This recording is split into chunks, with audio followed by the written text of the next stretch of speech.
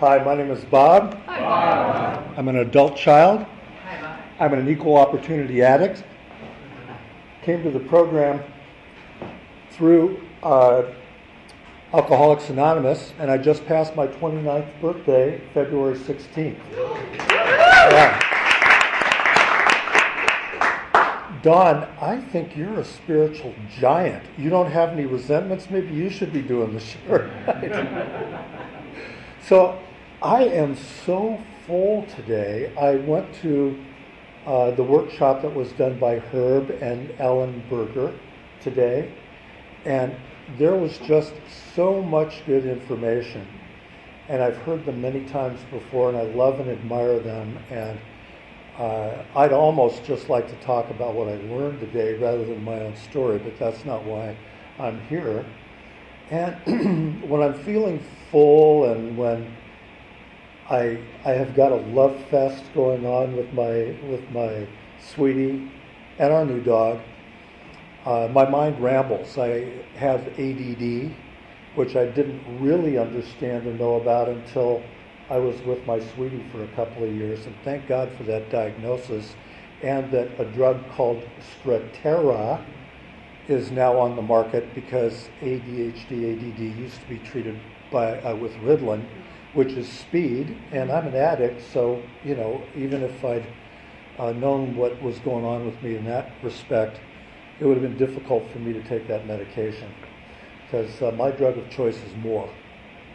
And I wanted to completely avoid my feelings, primarily because of how crazy my environment was at home.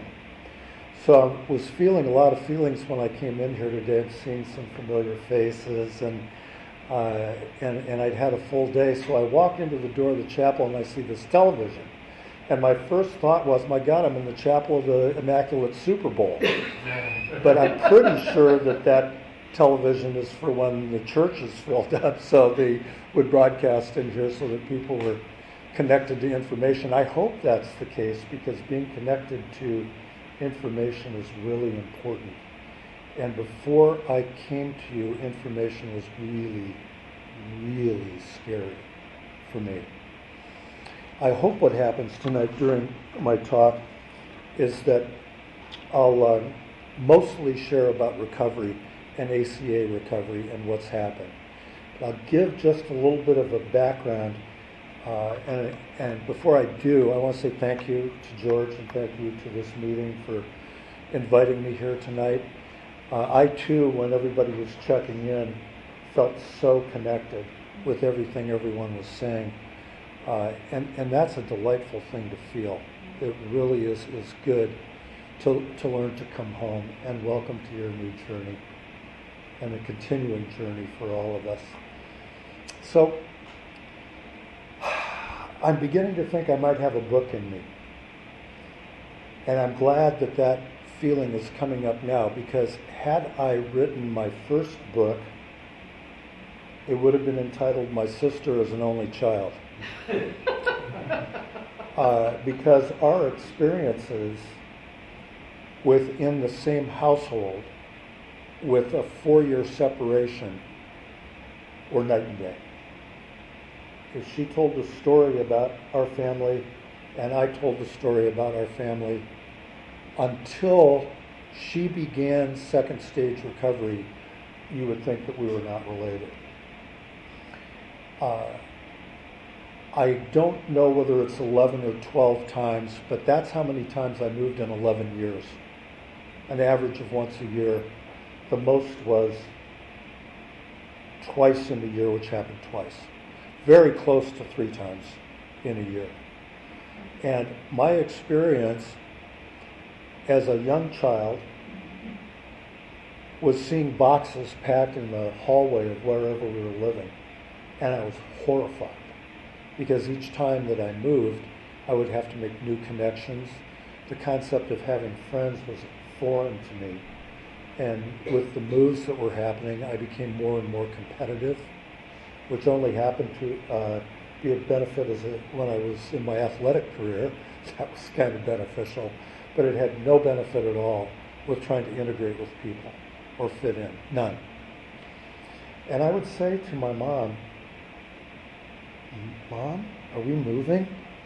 Oh no, honey, we're not moving. And then the next thing I knew, we'd be all the way across country. And the explanations that were given about why the moves were happening didn't make any sense. And one of the things that I embrace about ACA recovery is I can, in my reparenting process, begin to take the eraser out to say, yes, these things happen, but I'm not going to make them happen for me anymore. I am not going to tell my inner child mistruth or guide my inner child in a way where I'm not reparenting myself, and that feels really good. And when, as a human being, I slip up, which happens from time to time, I have an inner core circle of people and a partner who I have true intimacy with, meaning me being me and letting you see me, into me you see, and we have invited healthy confrontation into our lives together, meaning that it's the issue that gets confronted, not the person that gets confronted. So there's pushback in our relationship, and that is really helpful. In AA, one will hear anger as the dubious distinction of normal men. That is preposterous as far as I'm concerned. I'd love to have a conversation with Bill. I know that there are certain elements of the big book, not many, but a few, where he thought maybe a rewrite would be appropriate. And there are just a couple of pieces that actually have been written. For example, rarely have we seen a person fail who thoroughly followed our path. It used to say never have we seen a person fail who had thoroughly followed our path. And that was too defined so that it was shifted. But where was I going with that? I lost my train of thought. What's that? Oh, yes, thank you. Don, you're a magician. Anger expressed appropriately equals intimacy, energy, and serenity. Say that again. Anger expressed appropriately equals intimacy, energy, and serenity. That concept comes from a very, very early pioneer in ACA by the name of John Lee. Any fellows in here read The Flying Boy? It's probably a penny on Amazon by now. Written a long time ago, initially for men, but it applies to all of us. And in that book, John discusses the difference between detachment and disorientation. So my experience to protect myself in my childhood was to detach from my body. Most of the way that I did that was through sugar. I became addicted to sugar at a very, very early age. And I truly believe that was my first drug of choice. And as a child, one of the things that I know to be true as I watch healthy children today is that they're very well connected. Insides and outsides match perfectly. When we're born, we need food, we need nourishment, we need love. We cry. We express ourselves. And hopefully, we get response from that, from a parent. Usually, unless it's a fetal alcohol syndrome or a crack baby or something like that, where there is total disconnection right out of the gate, there's already a movement away from insides and outsides matching. But for the most part, insides and outsides match. So my journey and my discovery through ACA is that through living life on life's terms, I got further and further and further away from my insides and outsides matching. So I used alcohol, drugs, food, fantasy, whatever it was available at the time, all in the pursuit of trying to pull back being in the here and now and having reality make sense. men that I work with in program today in ACA or other uh, uh, 12-step groups that I sponsor men in have a couple of things in common that I relate to very closely, and the journey in ACA has helped me become a better sponsor for sure. One of them is a pushback with the concept of a higher power. Well, for ACAs, for me, my higher power would tell me things like the boxes are in the hallway, we're not moving. Or because of my mother in particular's own dysfunctional behavior and her own problems with her own childhood experiences, there were a lot of lies perpetuated. My mother was late for everything. I'd hear her on the phone say all kinds of excuses, and if I said something to her just because I wanted information, I needed to find out, why would you say this when this is not the case? I got beaten. So I have physical abuse in my background. Most of what happened with me that brought me here to you was that my inner being, really my intuition, which is intact in all children until it gets migrated away, was that I could see things that didn't make any sense. And I grew up with my parents getting married to each other twice and divorced twice. Remarried in a whole new church wedding as if everything had magically come together for them. And my mother's father, my maternal grandfather, was a Methodist minister. So at one point in time, I literally lived in a house surrounded by a white picket fence. And because of the religious aspect of what was going on in our lives, we were always told about how much love there was in the family and how wonderful and beautiful a family was. But what was going on inside the household didn't resemble those words at all. So the guys I'm working with right now, the pushback as far as higher power is concerned is, why would any of us really be able to connect right away with the higher power? When our higher power is growing up from 0 to 7, in this day and age it's probably more like 10 or 12, created an environment where trust was very, very difficult. At least it was for me. I'm speaking for me. To the point where my father, I grew up hating with a passion, hating him. He was a womanizer, he was a bad guy, he was a drunk, he was all different kinds of things. But this was my mother's story of my father. And it was a protective device by her in order to camouflage things that were going on for her. And I met my father as a result of the Amends steps when I was sober about 5 years. And I got 4 years with him. And the reason I connected with him was I belonged to a men's group that was program people, all of whom were in second stage recovery. And we were given a task to tell our father's story at our gatherings. And I was freaked out, big time, because I discovered I didn't know my father's story. So I had to find out my father's story.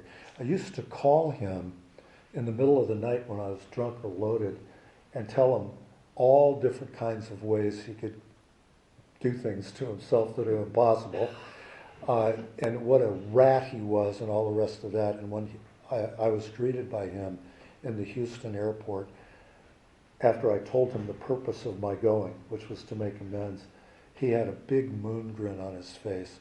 And when we were walking out of the airport, he looked at me and he said, "Bobby, I know you have a lot of questions. I'll answer anything that you want to know. You can ask me anything. The only rule is that you can't say anything bad about your mother or your mother's family." And I got the opportunity to begin to feel inside what it was like to be connected to the reality as reality is. One of the wonderful things that was being talked about today is that the protective shell that I have put around myself as an ACA had my lenses totally distorted. I could see people as the way I thought they were rather than they really were. Or I would see situations as I wanted to frame them to be or as I thought they should be rather than what they actually are. And this is one of the big time gifts of recovery, and the only way that I know about recovery is literally by working the steps one at a time with a sponsor who's been through the steps. And that's a real gift for me. So, what else did I bring from my family of origin? I brought geographics, I brought dishonesty. I also brought big success stories. My mother was a highly decorated teacher, so watching her succeed, because that was her drive, to look good. And it turned out that she was a fabulous teacher. When she retired, I watched people honor her, and while I was happy for her, literally, in that moment, I was thinking at the same time, where were you for me and for my sister? You know, we didn't get the kind of mentoring that the accolades are coming from. And that was partly responsible for my own drives. This love-hate relationship that I had with my family, and also the hatred I had for my father, kind of pushed me along in an athletic career, which then substance abuse took away from me. I had a chance to be the kicker for the 49ers in the mid-70s, recruited by Coach Paul Wiggin, who coached at Stanford and with the 49ers and played with the Cleveland Browns. And the day that I was to go for the tryout, I was so nervous that I thought maybe I could take the edge off with a little bit of vodka, because it couldn't be smelled on my breath. Eventually drank myself into a blackout because I was consuming pills to try to maintain a balance, and I never showed up for the workout. This is the kind of sabotage that I grew up watching, never thinking that I would recreate that. I was never going to be like my father because I heard how bad a guy he was. In truth, later on, I really wanted to be like my father. And the sabotage that I saw happen in my mother's relationships, in the entire growing up period, she never, ever had a boyfriend. One guy she had affairs with over the course of many, many years. And that was that, because she was so horrified of intimacy. And if I were able to talk to her today, I would want to know more about what happened. The greatest part about the relationship that you guys brought me to with my mother was near the end of her life. I got an opportunity to go up because the nurse, head nurse at the nursing home in Chico, called me and said, she's been pretty lucid for a couple of days. Why don't you come up and visit her? I had made peace with my mother, in essence, getting to forgiveness because of what you taught me. Forgiveness being defined as giving up all hope of a better past. I like that definition of forgiveness a lot, giving up all hope of a better past. So I went up to see my mother, took her out to dinner at the Olive Garden in Chico, and she was doodling. Olive Garden's got these children's cartoons and then crayons so you can draw. And she was talking about fairies and different kinds of things because she was in an advanced stage of Alzheimer's. And I was actually having an enjoyable time. I'd gone from despising her, divorcing my family a couple of times, reconnecting, to getting into forgiveness. And then finally lunch was over and I looked at her and I said, Mom, do you want to go back home now, or would you like to go out for a little bit of a ride? And she said, let's go for a ride. Okay. So I had an SUV where I had to actually help lift her up into the car. And I did that, walked around to the other side, opened the door, and she was looking at me. And she said, I really did a miserable job with you. I'm sorry. Are we okay? And I had a clamp down on my lip as emotion was starting to well up inside of me. And I said, yeah, Mom, we're fine. We're good. And she smiled and went right back into drawing pictures in the air and talking about things that she was seeing. Now, having had a spiritual awakening as a result of these steps, I love the fact that Herb is into words. He's one of my word mentors. Having is current. Had is past tense. I had a spiritual awakening to get in here, and I'm having one even as I'm sharing with you today, because I'm able to give voice to where I was and where I am today. And experiences like reconnecting with my father, reconnecting with my mother would not have been possible without my own spiritual awakening. In my case, I needed to get to you by beating myself down so far with substance abuse that I had nowhere else to go. I had a failed suicide attempt, and at that, I was beating myself up because I couldn't even get that right. That is not a good mental state for anybody to be in. Not a good mental state. So I was through the steps at about 14 months in the other program, and all of a sudden I realized that, my God, I'm feeling almost as bad as I did when I walked in the doors. And my sponsor, although he was not an Al-Anon member, suggested to me that it sounded like I might have some Al-Anon issues. Why don't you try a few Al-Anon meetings?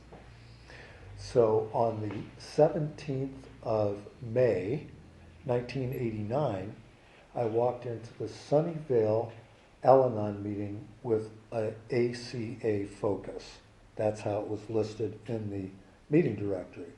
I had no clue what ACA focus was, not even a glimmer of an idea. And the fellow that chaired the meeting that night told my story. And I cried almost the entire meeting. Felt so connected.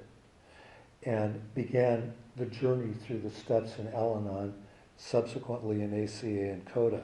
Now, I saw in the program that George wrote that I'd been in recovery since 1977. That made me cranky when I read that, because I actually got sober in '88. However, she's absolutely right. In 1977, my sister brought me the 20 questions card with her sponsor and her sponsor's fiance in a big book, and she had the 20 questions folded back underneath. And she gave me a pen, not a pencil, and asked me to take the test, which I did, and I knew how to flunk tests. So I marked 3 boxes. The only thing that didn't apply to me was had I ever been hospitalized as a result of my drinking. And the answer to that was no. I'd been to the hospital as a result of my drinking, but I wasn't admitted, so it didn't count. But I figured by marking only 3 boxes, I'd flunked the test, and I was horrified to turn the bottom of the card up to see that by answering just one, you had a very high probability of being alcoholic. I didn't even know what being an alcoholic was. I just couldn't see that having that substance taken away from me could be a good idea. Because I, as I've learned, didn't know what I didn't know, and I couldn't see what I couldn't see. But it was a seed planting experience, and my sister would call me every year on her birthday, and she'd say, "Hi, I've got a year." And I would look at the phone and think, why are you telling me that? What a crock. By her 3rd year, my heart was on fire. Her life was dramatically changing. Mine was getting worse. I believe it's true, just as true in ACA as it is in other programs, that our disease is first fun, then fun plus problems, and eventually nothing but problems. Because as an ACA, I hid. Nobody really knew how I was feeling. Why should I tell anybody how I'm feeling? I don't come from a trusting position. I've moved all these times. I can't connect with anybody. Am I going to share about me with you? Not a chance. Not a chance. So I began the journey of recovery in second stage recovery earlier than almost everybody that I got sober with did. And I'm really, really grateful for that. Some of the things that began to happen were I joined that men's group. And as I began to write inventories, I came from a sponsorship grouping that you had to go all the way through the steps every year or you couldn't pick up your chip. That was the rule. And if I had something come up and I was not in resolve with it, my sponsor would never give me more than 3 cracks at venting about the same subject without instructing me to put a pen in my hand and write out, I'm powerless over fill in the blank. I hate it still today that I'm powerless over all this stuff, and I love it. Because I can't get it into the steps until I accept that premise of powerlessness over whatever it is that I'm dealing with. So I began to have issues come up. And eventually that got to the resolve about my father. So I was somewhere in the 3-year mark in recovery when I went to San Jose and I attended a conference called Life Balance. And in those days, Patrick Carnes, Brad Shaw, Pia Melody Beatty, Raquel Lerner. I'm mentioning people not to impress you, but just to say that these people were pioneers and they're coming forth with information that over the course of time has been helpful to so many of us. And this conference was about intimacy, and I heard one speaker after another talk about what intimacy was. Into me you see, or me being me and letting you see me. And when I had finished that weekend, I wanted what these people had, and I was willing to go to any lengths to get it. And I actually got down on my knees as if I was an 8-year-old praying. And I said, I'm willing to go to any lengths. I'll do whatever. I want what these people have.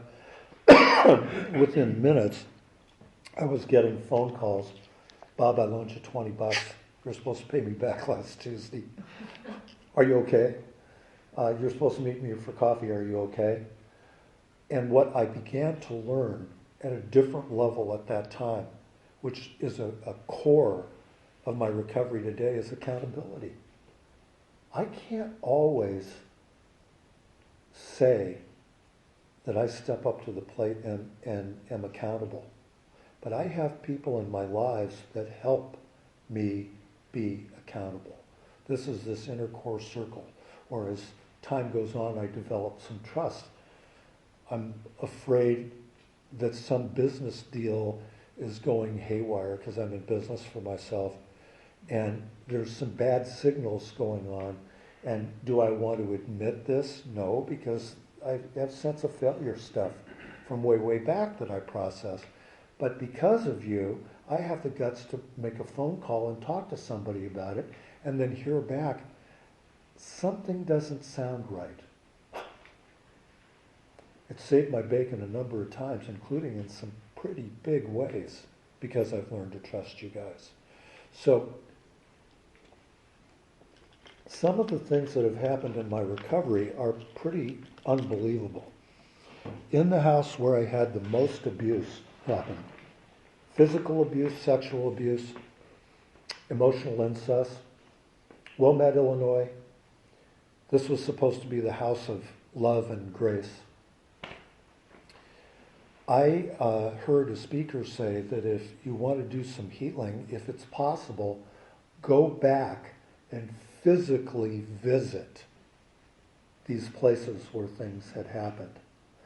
And I went back to Wilmette as a result of being a tour escort on a tour for a company I was, mentoring in. And I went back to the house and I knocked on the door, and a young woman answered with a young child in tow. And I said, I used to live here, grew up here. And she said, would you like to come in? I couldn't believe it. I mean, a perfect stranger standing at your front door making a statement like that with no corroboration. But again, this is what happens to us. This is my experience when we're connected to spirit. And I went into the house, and it had hardly changed at all. The one room that echoed goodness to me, and the only time the family got together in a healthy way was after church on Sundays. Everybody was there, and they were all talking. It was, what do they call that? Sunday supper. It was, the big meal was after church, and then there were snacks in the evening. Sunday supper. That I could feel. I could feel it when I walked in the room and I saw the dining room. And then the rest of the house was very, very eerie and strange for me. And my bedroom was all the way up on the very top in the attic, been turned into a bedroom. And when I went up the stairs to the second story, the room where some bad stuff happened to me was closed, not accessible. And I wanted to go in that door. I wanted to go in that door and get angry and get rid of that and release some of that rage, really, not anger, that was going on, in spite of the fact that I'd processed wasn't available. Then I watched this woman walk up the stairs. Her child was 8, the same age when I moved into that house. And I heard her say her son's name. There's a man here who was your age when he was here. Would it be all right with you for him to come up and see the room? Here is a healthy, honoring statement, mother to son. And I rejoiced. It was emotional, but I rejoiced because, I was witnessing something that was truly healthy. And when I walked up the stairs, I go up the stairway, there's a door just to the left, runs all the way along the back wall, and there's a door on the other side. And I spent a lot of time in that storage area hiding. Bobby, where are you? I'm not coming out. And I would just stay there. This is where the isolation really began to take place. So I went into the room, and in this little cubby hole was a square box with a handle on it, and athletic toys in this box. I had a square box with a handle on it with that athletic toys in it in the identical place. I don't know if our family, when we moved, left that box there. I don't know, but it was astonishing to be in that space looking at something similar, except as a healthy environment from when I had been there. And I turned around and I was looking over at the storage area, and this woman looked at me and she said, "Would you like to look in that door?" And her son was standing there, and I said, "Yes, I would." So I went over to the storage area and I opened it up, and the fiberglass and asbestos smell was in that house, and I was like warped backwards. I could feel what it was like to be in there, exactly as I had been, yet standing as a man in recovery, wanting what you give me, wanting what I was becoming. And I leaned in and I said, "Bobby, come out. I'll take care of you." Never had that coached. It just came out from inside me somewhere. And I began to weep and was hiccuping a little bit. This woman never changed her expression except to look at me in a very kind way. The boy wasn't freaked out. Inexplicable. It says to me that there are really healthy people around, and it helps me to aspire to grow closer to that place, to have insides and outsides match as a result of the program. I wasn't done there yet. I have been back to that house 4 times. 3 years ago was the last time I was there. Beth was with me. The other times that I went back, that door was always closed where the abuse happened. And each time there's been a different family living in the house, and each time we have been welcomed in.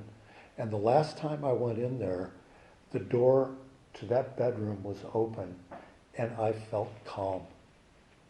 Enough time had arrived so I had some forgiveness of myself And one of the things that my sponsor is constantly talking to me about, our therapist is constantly talking to me about, is always to put the club away. Better than put it back in the holster is throw that sucker away. Because beating ourselves up over anything is not useful, not helpful, not functional. Well, it may be functional, but not functioning in the right way for me. And it just serves no purpose. So this is something that when I make myself more available to honoring the space that I'm in right now, as opposed to the space where I think I should be, or somebody else thinks I should be, then I'm having a good recovery day. And I honestly, after being around diligently working the program, cannot get enough of it. My opening part of my day, my home group, is a 7 a.m. meeting. And I need to get kick-started right away to hear the language of recovery and to get connected to all of you, because my mind is getting better and better all the time, but my sponsor reminds me I have a broken brain.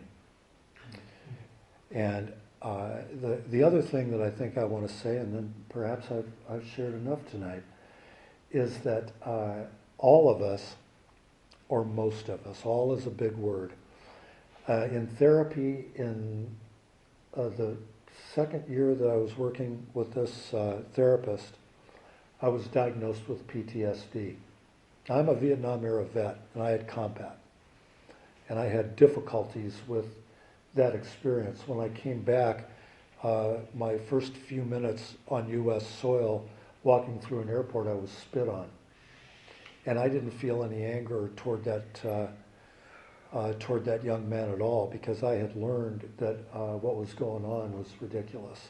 And I didn't want to be a part of it either. So that didn't make me angry. But, oh Lord, I lost it again. Where was I going with that?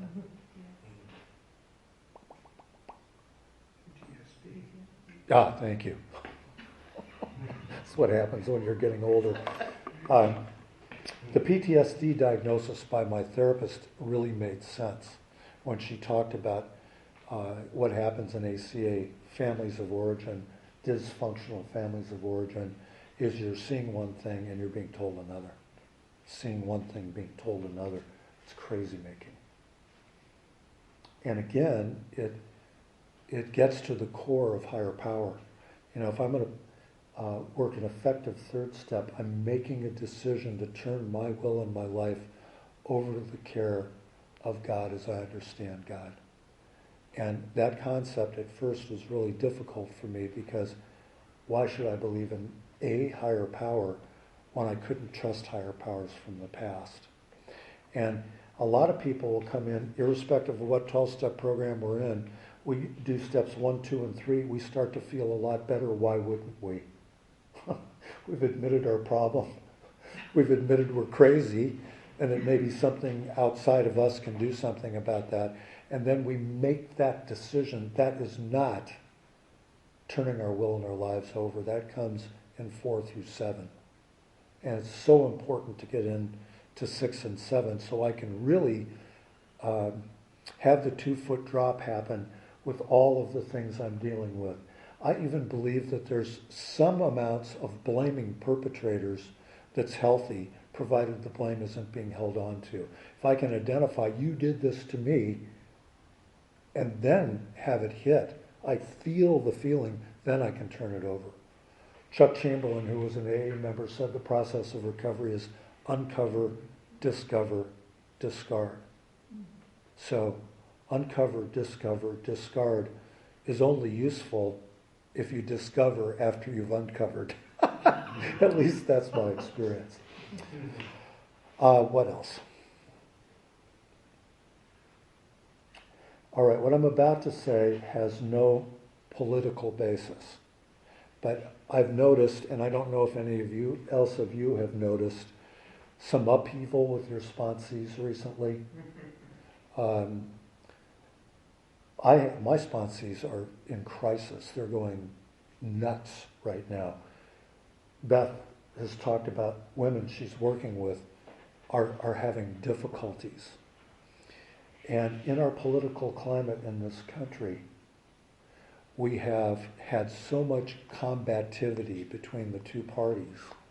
And now, with the new government being in, there's a lot of, whether this is right or wrong, who's right, who's wrong, it's the dysfunctional family system personified 101. I've said this today, it's not true tomorrow. It's okay to make this kind of a statement because it's locker room talk, etc., etc. Is this or is this not almost identical to a dysfunctional family system? I'm worried, you know. One of the reasons I'm speaking out about this is that all of us, as we're in recovery and as we're getting stronger, I think for me, my best 12-step work is when I have my ears open and I can be a good listener. Because people are going to be crazier and crazier. This is when I said I may have a book coming out. I was talking with Dr. Stephanie Brown, who some of you may have heard in Rancho Palos Verdes at the ACA conference 2 years ago. And she wrote a book called Speed, which has nothing to do with the drug. It's about how our society's on devices all the time, and kids especially. And the suicide rates among teenagers has skyrocketed in the last 10 years. And people are not communicating one-on-one anymore. It's another huge benefit of our program, because we can get together and we can talk to one another and we can identify with what is going on with one another. I won't go on to the internet and participate in a meeting on the internet. I need eye-to-eye contact. I need to learn from mentors. So this coming week, I'm going to be researching whether alcohol consumption has gone up in the last 6 months, whether sales from companies that sell products that are diverting-oriented are going up. I don't think that it's any strange coincidence that marijuana is being legalized in states. You know, any drug that's prescribed, I said I take Strattera.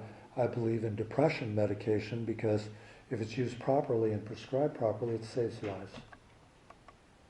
So if there's an indication that there's an upswing in the use of diversion chemicals, it's something that I personally want to pay attention to as a 12-stepper, to be sure that hopefully as I get healthier, as I become more in tune with my mentors, as I keep trudging the road of happy destiny, as the AA Big Book says, just maybe I'll be able to be available. It's early in the dance, but I know people are struggling right now, and I think there could be maybe some connection. I appreciate so much the opportunity to share with you folks, to be able to look and see people connected, and to be a part of something that is so far greater than anything I could have imagined. I really have a good chance of growing up. Thank you very much.